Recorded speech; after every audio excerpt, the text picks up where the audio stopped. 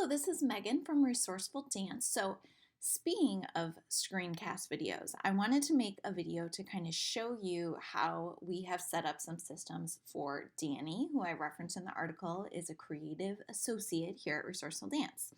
So, one of the things that Danny does for us is she manages our Pinterest board. So you see Pinterest, she does some work on our Facebook page and our Facebook group, and then she also helps us with webinars. So these are just a few of the tasks she does. So inside Trello, we made a board just for her, and this is kind of where all the information she needs to do her job lives, okay? So on Pinterest, we have passwords and setup. I should also mention we're moving out of Trello to keep our passwords because it's not necessarily a secure solution. So we are moving to LastPass for that. So just throwing out the disclaimer, it may not be a great idea to keep your passwords inside Trello.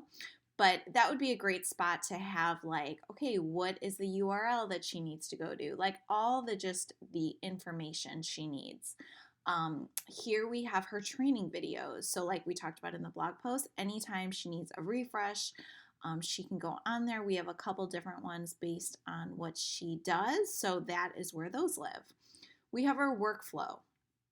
So this is just a step-by-step process of what she needs to do what we need her to do. So these should be really simple, and you want to break it down so that every step is pretty short so it doesn't get overwhelming here. So we have all the checklist.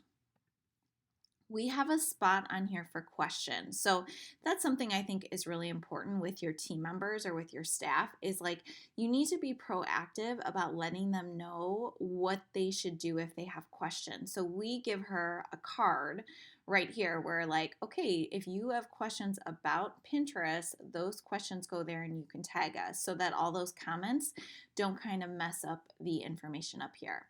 And it's the same thing with Facebook. With our page, we have kind of like the post. So this is just our kind of what we want her to do.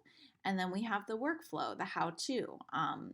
Same thing for our webinars. We have her webinar workflow, and then we have upcoming information about our upcoming webinars. So that's kind of specific. So this can always live here, and then specific tasks, that are going to change depending on what we're doing is under there. So that's just an example of how we kind of set up our workflow inside Trello for our for our Danny, for our team member. And you could very easily, like Trello is an amazing tool for your front desk.